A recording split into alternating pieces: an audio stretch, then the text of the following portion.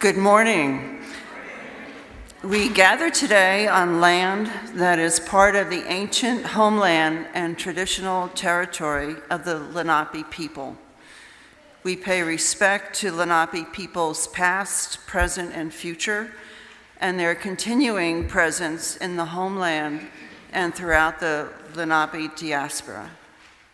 Welcome to the Unitarian Universalist congregation of Monmouth County. My name is Sarah Stewart. My pronouns are she and her. I help coordinate some special events and the occasional project endeavor. These are my favorite words ever spoken in this magnificent space. Whoever you are, whomever you love, however you arrived at this beloved place, you are welcome here. Our mission is to create community, transform ourselves, and transform the world. And surely we could use some transforming right now. I draw your attention to the backside of your orders of service for announcements and service information for next week. For those on the live stream and for video viewers, the order of service link is available to you in the YouTube service description box. After the service, refreshments will be served in the community room, and people of all ages are welcome to visit with one another. If you are new to us, please do check out our website, uucmc.org, where you can sign up to get all the latest news of the congregation by email. We look forward to getting to know you better.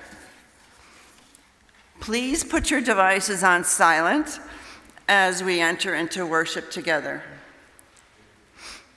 April is a month for awareness and celebration of several themes and causes. One, and perhaps the one we most associate with April, is environmental awareness. Earth Day, Earth Month. I wear this garland today in honor of and a bow to the Earth Goddess Gaia. This morning, in honor of upcoming Earth Day, we welcome a guest speaker. A guest speaker that gives me great joy to introduce. I have worked with Jenna Reynolds for many years in various volunteer and citizen science activities. As well, I've gained greater insight into our local environment and fellow Earthlings from Jenna's seminars. In 2018, Jenna chose to take a proactive approach to protecting wildlife along the Jersey Shore, and together with several other people, started Save Coastal Wildlife. She has a master's degree in environmental science from Bard College and is an award-winning environmental educator with over 25 years of experience in conducting research, education, and community outreach programs on protecting biodiversity. Jenna is a practicing Buddhist and the first LGBTQ+ and trans woman in New Jersey to lead an environmental nonprofit. Welcome again to this place of love and hope.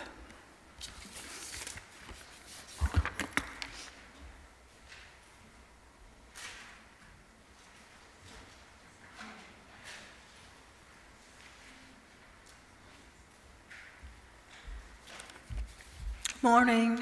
My name is Linda Stellick. The pronouns are she, yeah. Today, our social justice minute is directed toward the plants and animals that we live with here, we share our earth with. Think about some of the things that you can do yourselves at home, saving energy at home, joining beach cleanups. And there's one path right now at UUCMC that you can be a part of, participate in the community garden out in the front.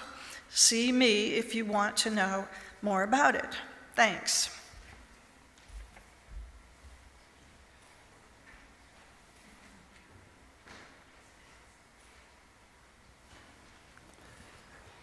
This song, Being Green, made famous by Kermit the Frog and Ray Charles, is a real slow song. It's really in that post-blues style where there's more narration than singing.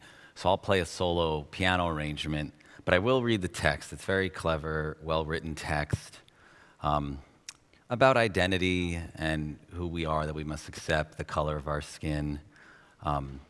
And green is my absolute favorite color, so I have plenty of green to wear. It's not that easy being green, having to spend each day the color of the leaves. When I think it could be nicer being red or yellow or gold, or something much more colorful like that. It's not easy being green. It seems you blend in with so many other ordinary things, and people tend to pass you over because you're not standing out like flashy sparkles on the water or stars in the sky. But green is the color of spring, and green can be cool and friendly like. And green can be big, like an ocean, or important, like a mountain, or tall, like a tree. When green is all there is to be, it could make you wonder why. But why wonder? Why wonder? I am green, and it'll do fine. It's beautiful, and I think it's what I want to be.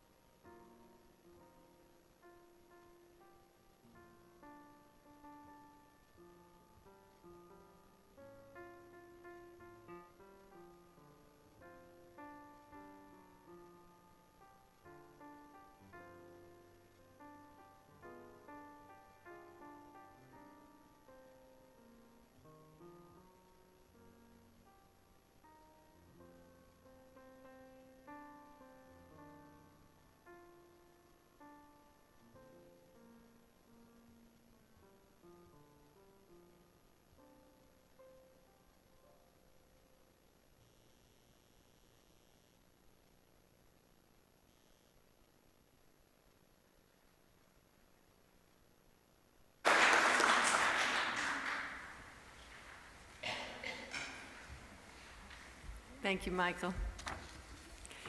Our call to worship words this morning are slightly adapted by Laura Horton Ludwig. Today, we join together in hope as we honor the earth. We understand our relationship with the earth is deep, and we celebrate our work for environmental justice, which is intertwined with all of our spiritualities. This is not solely the work of one day, rather many days, but today especially, we honor the earth.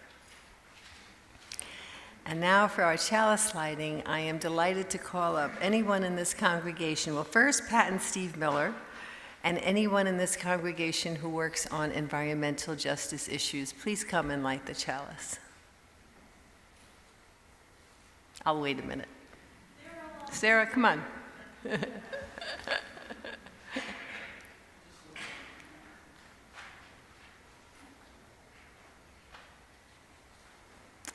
These words by Betty A. Doty. Glory be to the earth and to the wind. Glory be to the sun and to the rain. Glory be to the animals and children. Glory be to our holy flame, which calls us together as one. Thank you. You can just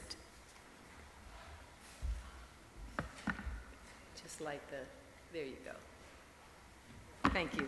Thank you. And now, please stand as you're able to, in the gray hymnal, it's number 21, For the Beauty of the Earth.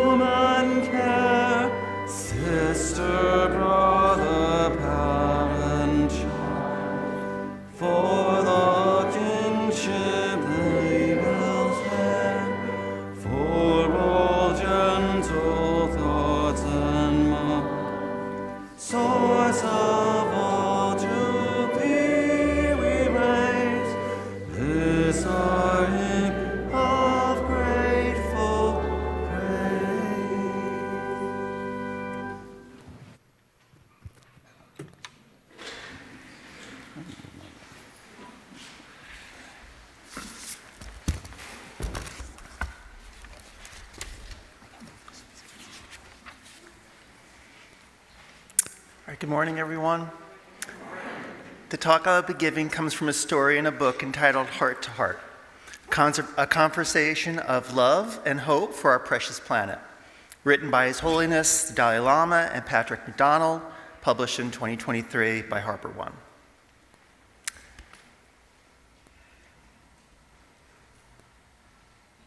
All right, so human use, population, technology have reached that certain stage when Mother Earth can no longer tolerate our presence. We see a bear running away from a forest fire. We see a lonely panda bear in a bamboo forest. He climbs down a tree and walks among a forest that has been cut down by people. He walks and walks and walks. Eventually coming to a home, the panda bear knocks on the door, and an elderly man opens the door to see a panda bear standing in front of him. Fortunately, the old man is kind and has committed his life to being friendly, nice, and helpful. He welcomes everyone to his door as a friend. Seeing the sadness and loneliness on the panda bear's face, the old man tells him not to worry. We share the same basic goals of happiness and not wanting to suffer. We both understand that nature is good for our soul. When you spend time outdoors, you hear birds singing. You feel the sun, you feel the air, you feel good inside.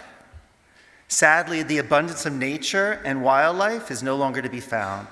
We must never forget the suffering people inflict on wild animals.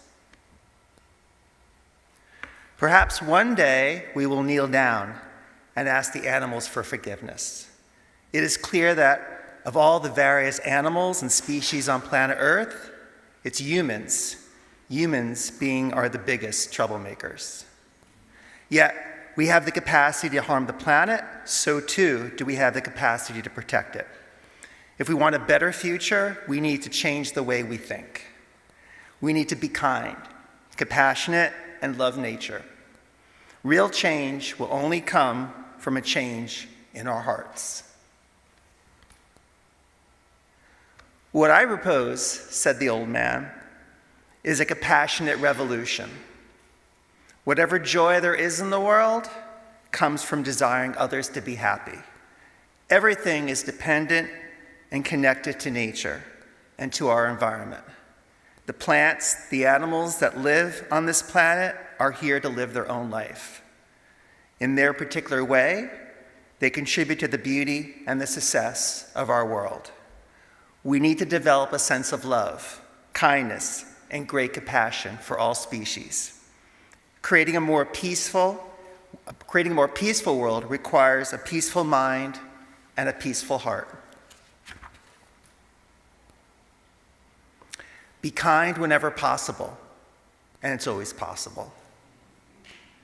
If you want to be happy and live on a healthy planet, practice compassion. It depends entirely on your actions. I pray for all of us that together we succeed in building a compassionate world through understanding and love, and that in doing so we may reduce pain and suffering of all plants and animals and people. Today is the right day to love and to be kind and to help others. By doing so, we help the planet. And the old man and the panda bear stayed friends forever, for the rest of their lives, taking care of each other when the other one needed help. And each worked every day to spread kindness, love, and compassion to everyone they met and to help end the misery on the planet, to end the suffering and the pollution on the planet. That's it. Thank you.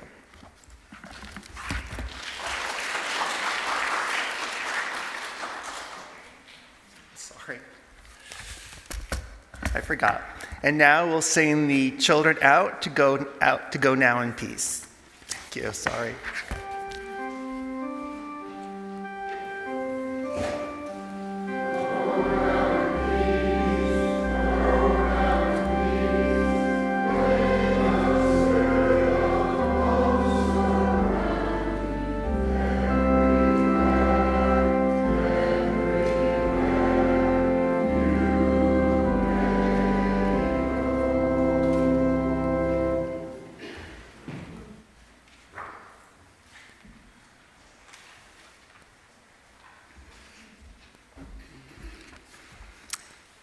Your earth goddess is back.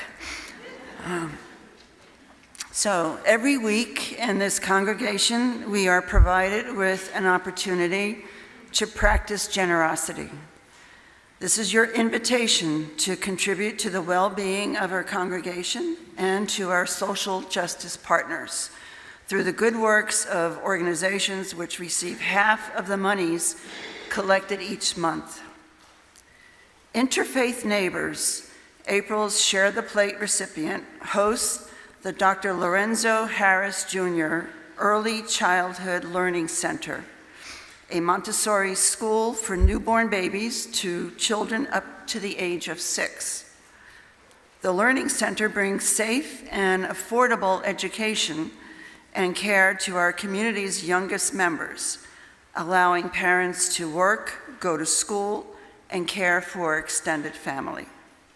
In 2025, 26 children received pre-K education, and they were the first graduating class was ready to move on to kindergarten. Supportive funding will allow the Learning Center to welcome all families, regardless of their ability to pay. For those of you present here in the meeting house, the plates will be passed by the ushers. Online, instructions are located in the service description box. You may join this time of generosity via text, send your offering through mail, or charge your contribution online with a memo designating an amount to Interfaith Neighbors. Please give generously.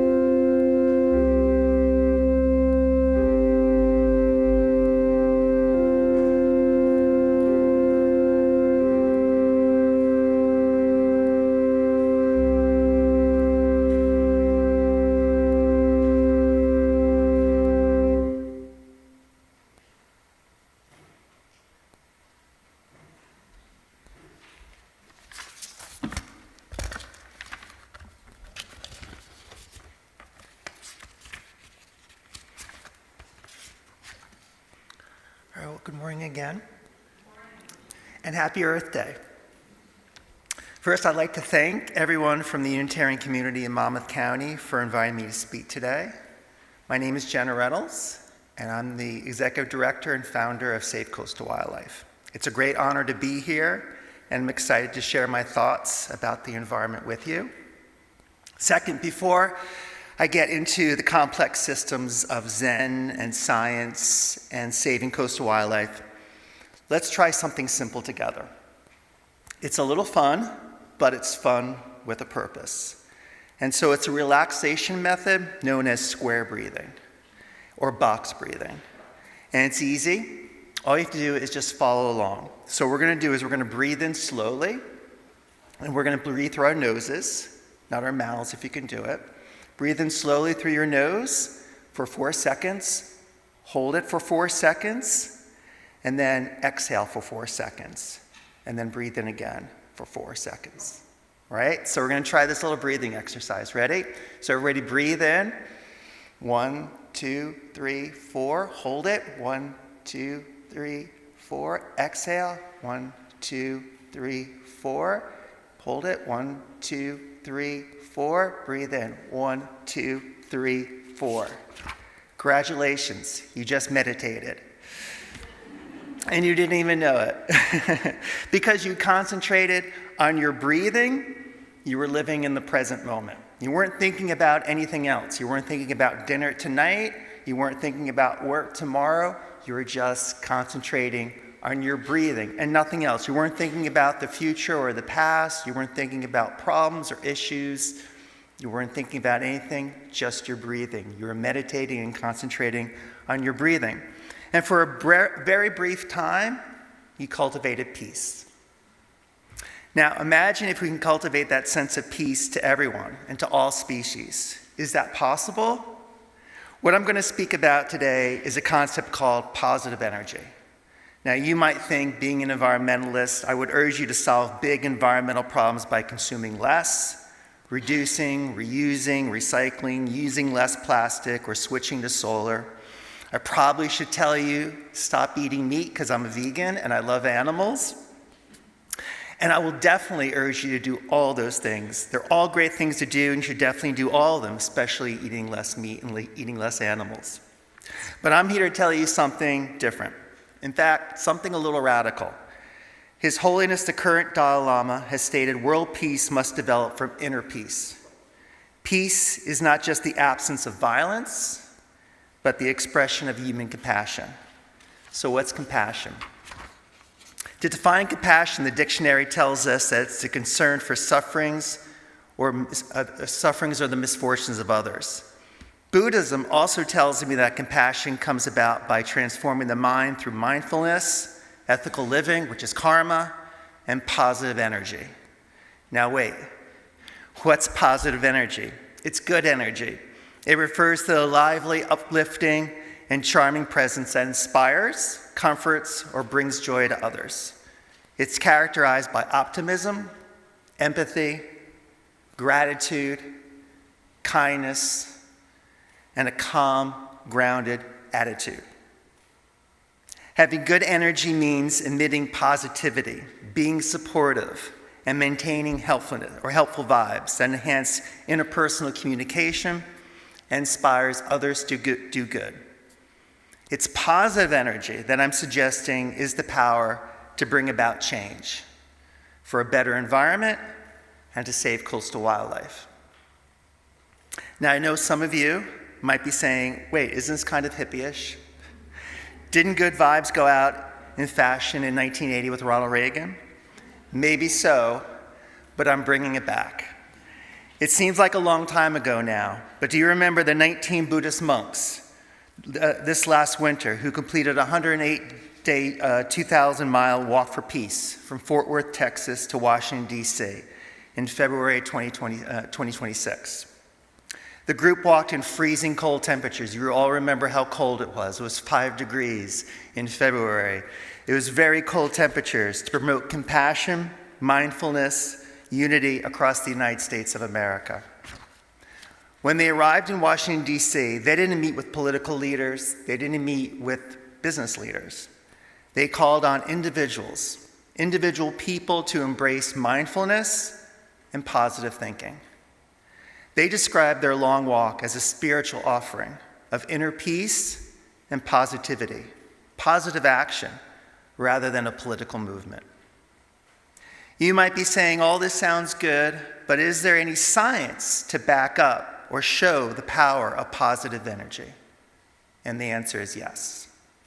For the past several years, I've been a practicing Buddhist. One of the things that attracted me to this religion is the connection between Buddhism and science. While Buddhism, an over 2,000-year-old spiritual tradition, many scholars and practitioners argue that it's deeply aligned with the scientific principles and advocates for the scientific method, that we should not believe anything blindly, but to be critical thinkers and use our minds, use reason.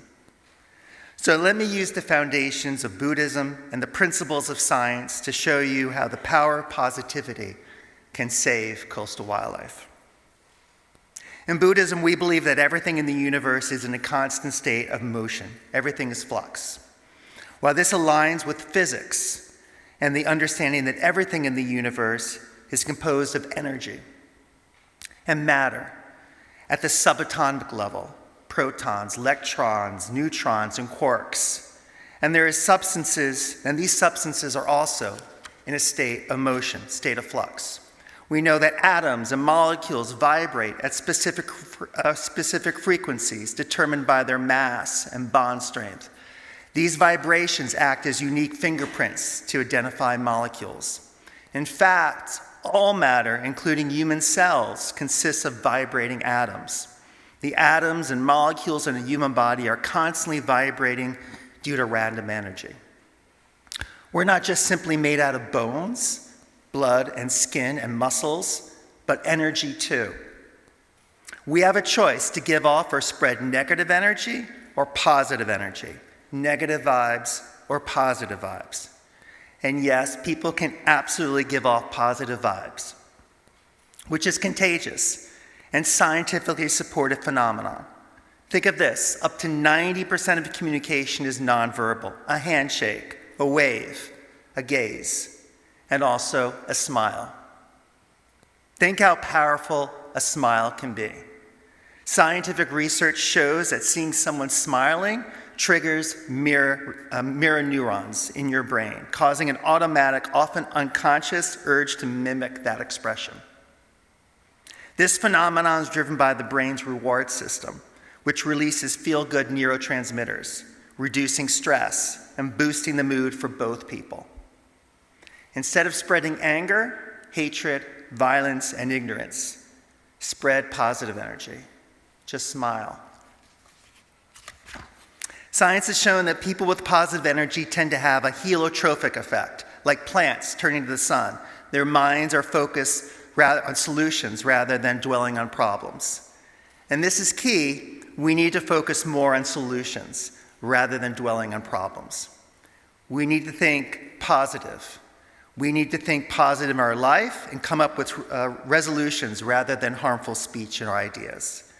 It was Albert Einstein, the famous physicist, who once said, "We cannot solve our problems with the same thinking we used when we created them."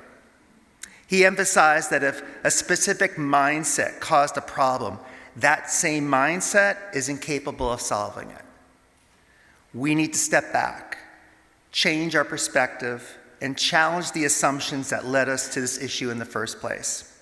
So taking Einstein's advice, we need to think outside the box. We have tried so many different ways to save the environment in the past. Maybe now we need to reconnect with nature and the physical environment and look at nature from a spiritual standpoint as well as from an ecological view. Thomas Berry was a Catholic priest who pioneered ecological spirituality. He advocated for a mutual enhancing human-earth relationship, urging a shift from industrial exploitation to a communion of subjects. In one of his influential works, The Spirituality of the Earth, he wrote, "At its core, even in our spirituality, is earth. The human and the earth are totally linked. Each in the other, if there is no spirituality in the earth, there is no spirituality in people. Ecologist and author of Silent Spring, Rachel Carson, is considered another pioneer of the spiritual ecologist for her deep reverence for interconnection of life. She and other people have suggested we need to add a spiritual dimension into the environmental movement and into our everyday lives, if it's not already there. Early conservationists like John Muir, the founder of the Sierra Club, and Aldo Leopold, the author who wrote Sand County Almanac, were deeply inspired by spirituality, almost divine experiences in nature. We need to make spiritual ecology great again by merging ecological science with the sacredness of the earth. To emphasize the inner spiritual transformation is necessary for the outer ecological action. We need to listen to plants and animals more. We need to live with nature, not against nature. We need to live with the cycles of the seasons, not with time clocks or alarm clocks. We need to appreciate a tree just for being a tree, a plant just for being a plant, a fish just for being a fish. We tell people all the time they are special and worthy just for being themselves. The same is true for plants and animals. If we could fully understand what makes a flower so great and beautiful, we would better understand how the universe works. Spend more time outdoors, in nature, trying to understand flowers. Touch trees, smell the air, study birds, study the insects. Within each moment of every day is an invitation to tune with the sights and sounds of nature. Enjoy those moments to recharge your positive energy. Because for every action, there is a reaction. Buddhism is also founded on the principle that all things arise in dependence on causes and conditions. This directly mirrors Isaac Newton's third law. For every action, there's an equal and opposite reaction. Is this not karma? The universal law of cause and effect, originating from Sanskrit as action, where every action, thought, or word creates energy that certainly returns to the sender. It signifies that good deeds bring positive outcomes, while negative actions lead to suffering, influencing a person's current life and maybe even future lives. In Buddhism, cultivating positive karma, actions, or energy through compassion and understanding is encouraged to break a cycle of suffering. What I'm suggesting here is something that the beloved Zen master Thich Nhat Hanh has said many times during his life. If we're going to help our society and the planet, we need to cultivate a reverence for life, simplicity, love, kindness, and compassion. We need to be positive. We need to change our mindset and focus away from praise, ego, fame, fear, or financial profit to do something out of love, to always think positive with kindness and compassion. We need more positivity, and we need to train ourselves to be positive thinkers. Okay, I'm sure you're thinking, okay, Jenna, how can we be positive in our current world? There's so much going on, and no doubt it is very difficult and it's not easy. Our environmental landscape is dominated by what the United Nations calls the triple planetary crisis: climate change, pollution, and biodiversity loss. The continuation of burning coal, oil, and gas from our factories and our vehicles remains the primary driver of global warming, contributing nearly 90% of all carbon dioxide emissions. We are seeing an increase in the frequency and intensity of hurricanes, heat waves, and droughts. In 2025 alone, the U.S. faced a record 27 separate billion-dollar weather disasters. Approximately 14 million tons of plastic enter the ocean every year. Research has even found microplastics in human blood and plastic items in remote areas like Mount Everest and in the deepest parts of the Pacific Ocean. Beyond plastic, we're losing biodiversity. Wildlife populations have declined by an average of 73% since the 1970s due to habitat loss and climate change, causing many wildlife biologists to suggest we are starting a sixth global mass extinction event. Along the Jersey Shore, environmental issues are dominated by accelerating sea level rise, more than twice the global average, leading to severe beach erosion and habitat loss for nesting birds and plant life. Other key concerns include an increase in coastal development, along with increasing amounts of light pollution, increasing ship traffic that are also striking and killing whales and sea turtles. There's also an increase in plastic pollution along the Jersey Shore and bycatch, from commercial fishing, which captures and kills many species of coastal wildlife, including small whales, dolphins, seals, horseshoe crabs, and sharks. I fully understand that what I'm suggesting here is not easy. While most people can be kind, generous, positive sometimes, can they do it all the time? And that takes practice. But as I tell people, even the great basketball player, Michael Jordan, or the great tennis player, Billie Jean King, or the great French cuisine chef, Julie Childs, just didn't wake up one day and become great in their fields. It took years of practice and many times of defeat. We need to practice our positivity, and we need to train ourselves to be positive thinkers and to share positive energy with others. Try to focus your mindset and your thinking on positivity rather than on fear or negativity. And at all times, be kind. All this good energy can set the groundwork or foundation to bring about positive change. Let's face it, we have enough negativity in the world. It's all over. It's all over the internet, it's all over the TV, it's everywhere. And all this negativity is creating confusion, fear, anger, and violence. We see it all the time. If we're going to change the world, we need to think differently. You need to think differently. It starts with you. Whatever is happening in the world, we need to keep our energy positive and our understanding and compassion alive. Another action we could do to increase positivity is to be mindful, to live just in the present moment, not worry about the past, not worry about the future. But this is also not easy.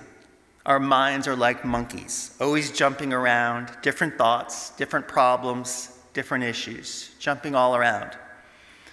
We are always thinking about the past or thinking about the future, but rarely enjoying the present moment. One way to enjoy the present moment is do exactly what we started. Focus on your breathing. Do box breathing.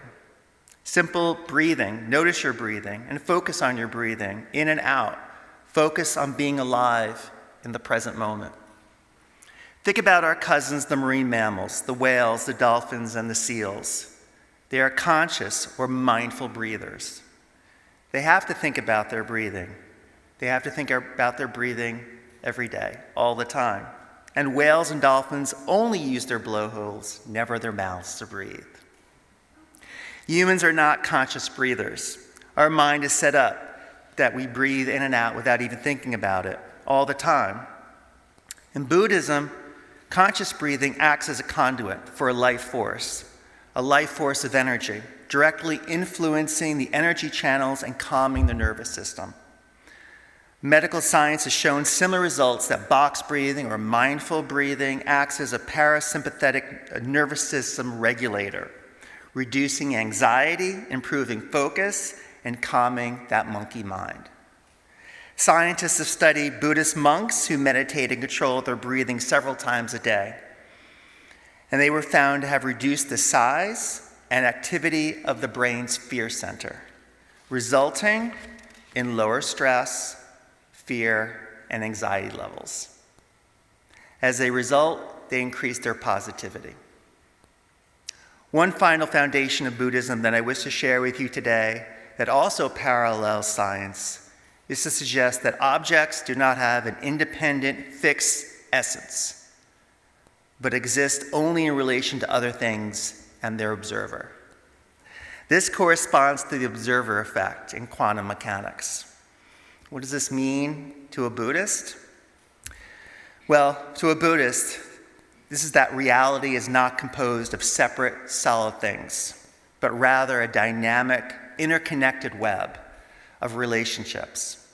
Just because we can't see something doesn't mean it doesn't exist. We're all connected. not just by the planet we live on, but by the energy and matter we share and observe in the present moment. For example, a tree does not live, or a tree is not independent of a treeness. It exists in relation to soil, sunlight, water, air, and to the first observer who labeled a long time ago a tree. And by the actions that takes place today, at this moment, all these things influence that tree. In Buddhism, all the phenomena arise only because of other conditions. We see, we feel, we hear, and what we don't see or hear or feel also influences our lives. Love is something we can feel. It comes about from people who want love. I end with a quote from Mr. Rogers of PBS Maine. In May of 2002, Fred Rogers was invited to his alma mater, the Dartmouth College, to give that year's commencement address. Here's one part of his speech that day that was powerful in its deep and simple message. This is going to make me cry, I think, too.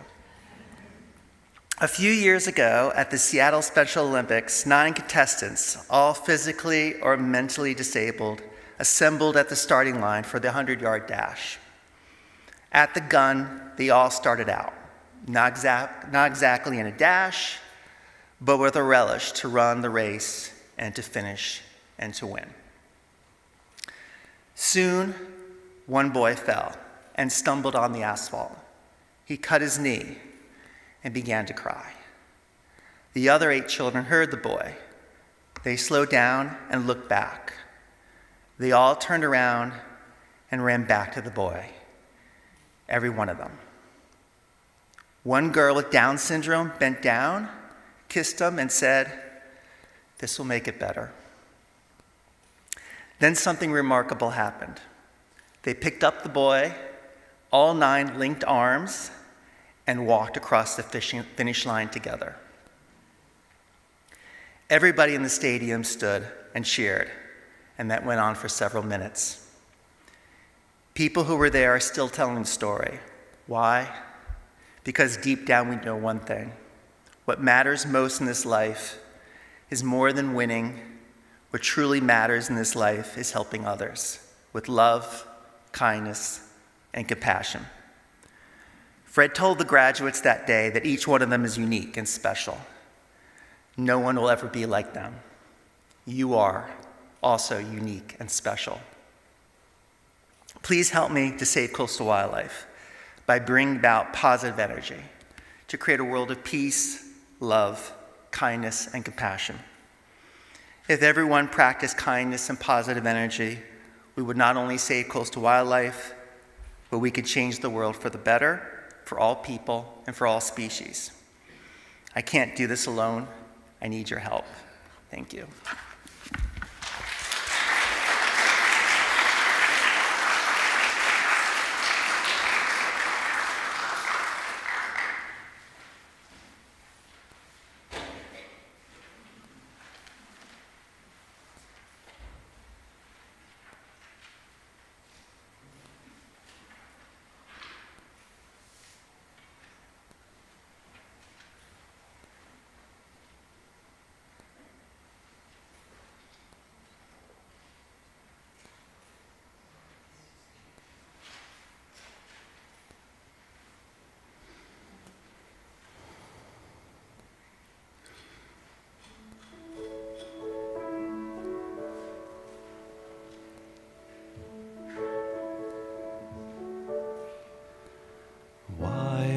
There's so many songs about rainbows, and what's on the other side?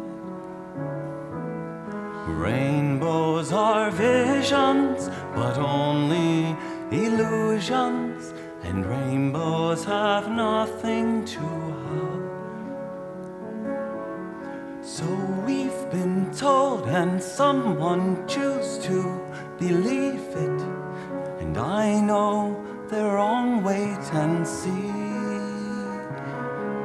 Someday we'll find it, the rainbow connection, the lovers, the dreamers, and me.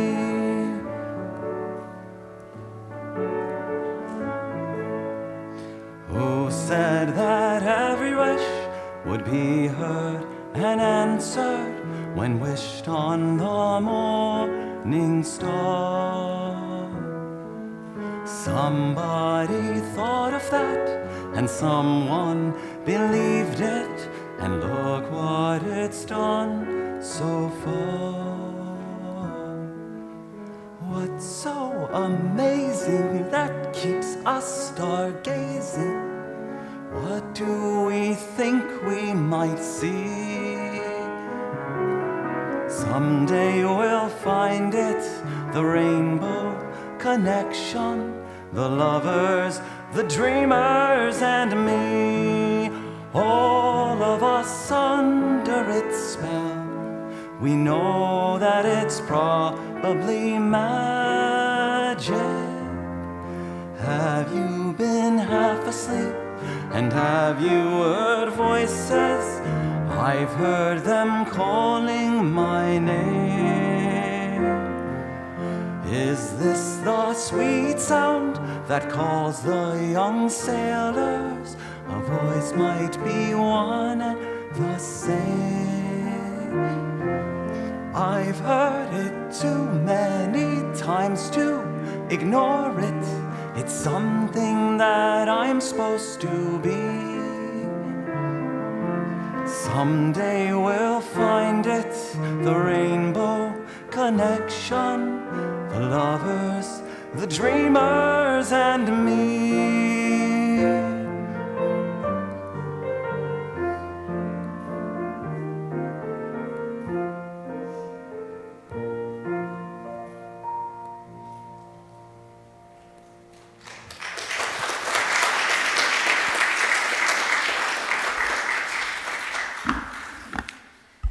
Good morning.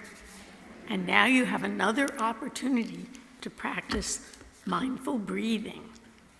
So as you get comfortable, take in a few breaths. I invite you to look up at the earth window. Stop for a moment and appreciate that in the 3.5 billion years that life has shaped this planet, humans are the first species to have the perspective of Earth from outer space. Indeed, you are among the first living organisms to have this perspective. We can see the big picture. In order to survive, our ancestors were in conversation with rocks and trees and animals. They were one with Mother Earth.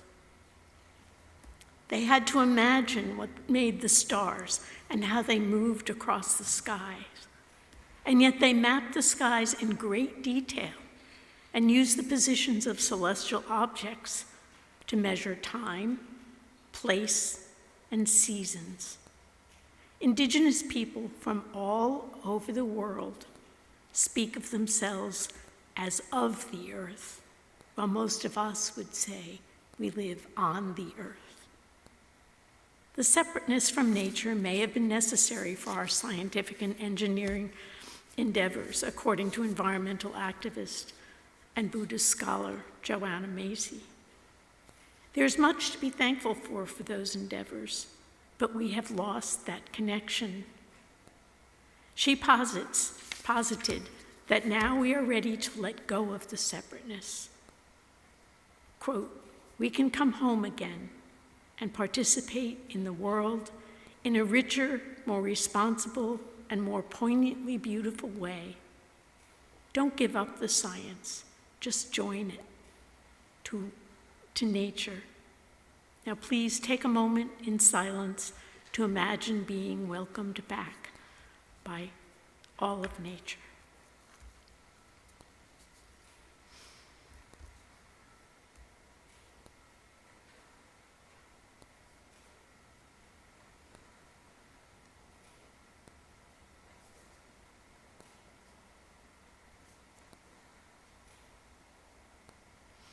And now, as you come back to this room, into this present space, please rise as you are able and join in singing Blue Boat Home, number 1064 in the Teal hymnal. And don't worry about if you cry, it's okay.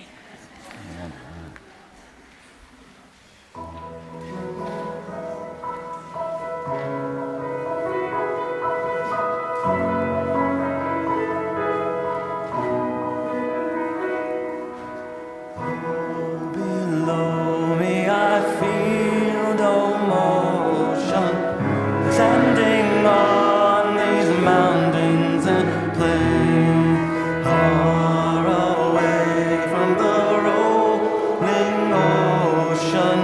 Still my dry land heart can say, I've been sailing all my life now, never harbor or port have I known. What universe is the ocean I travel, and the earth is my blue boat home.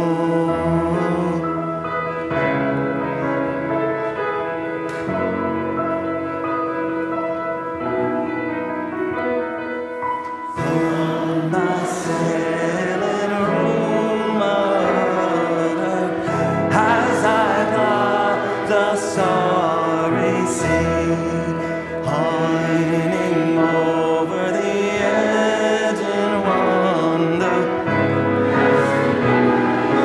into the deep. As I met my ship companions, our kindred pilgrim souls, making our way of the light of heavens and our beautiful blue boat home.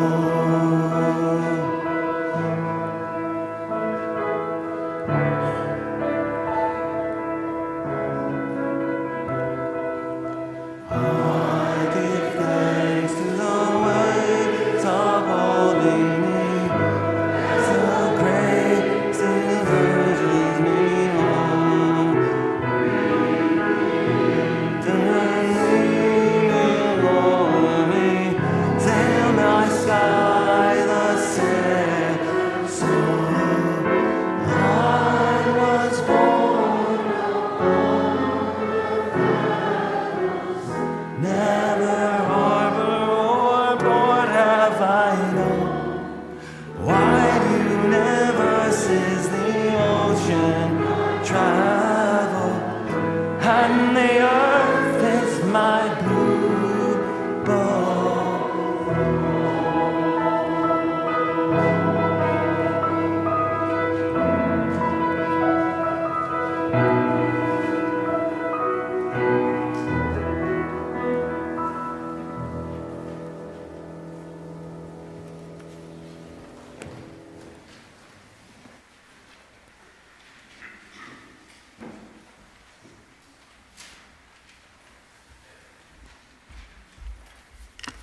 Some closing words are from Henry David Thoreau.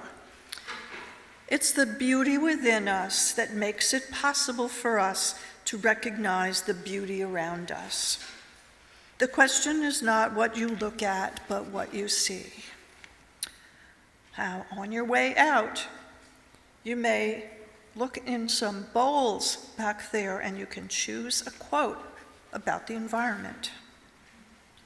We will now extinguish the chalice with the light of Unitarian Universalism shines on, although we disperse from our meeting today. Go in peace.